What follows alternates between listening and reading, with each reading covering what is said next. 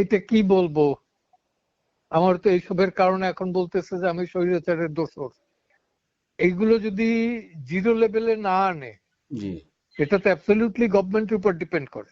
জি আইন শৃঙ্খলা পরিস্থিতি এবং এই যে এক্সট্রা জুডিশিয়াল কিলিং, জি এটা যদি জিরো লেভেলে না আনে, মানুষের অনাস্থা আরো তীব্রতর হবে।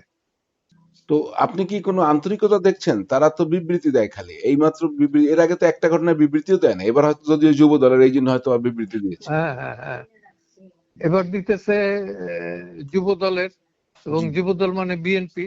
জি বিএনপি যাতে না খেপে সেই জন্য বলবে যে ই করি। গভর্নমেন্টের দায়িত্ব কি বিবৃতি দেওয়া না আসলে ব্যবস্থা নেওয়া?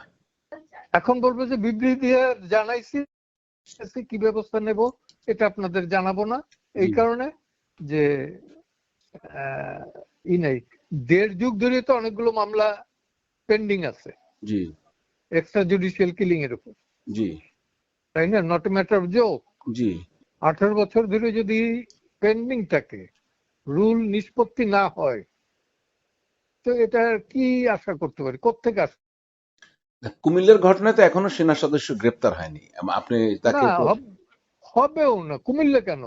এই যে কল্পনা চাকমার ঘটনা, জি সেখানে তো মূলত সেনা সদস্য একজন জড়িত, তার জি নামও বলা হয়েছে।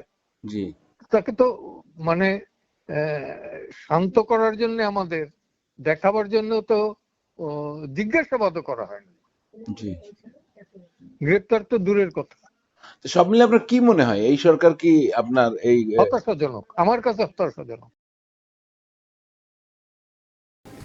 এখন নির্বাচন করার মতো কোনো পরিবেশ নেই। এখন নির্বাচন করলে খুনাখুনি মারামারি হবে, সেটা 2025-এ করেন আর 26-এ করেন। পুরো জিনিসটা law and order situation out of control চলে গেছে। এই পুরো জিনিসটাতে একটা সিস্টেম চেইনের মধ্যে না আনা পর্যন্ত, এটা ওনার নেতৃত্বে হলে ভালো, না হলে অন্য নেতৃত্ব আনতে হবে, কিন্তু চেইন অফ কমান্ড না আসা পর্যন্ত, যেখানে পুলিশ ভয়ে পালাচ্ছে সেখানে আপনি কে নির্বাচন করবে? না, রনির সাথে আমি একমত যে এটার জন্য তো আপনাকে পুরো জিনিসটাকে নিয়ন্ত্রণে আনতে হবে, এবং ওনারা যদি না পারেন অফকোর্স কাউকে এই নিয়ন্ত্রণের দায়িত্বটা দিতে হবে। Subscribe to my channel.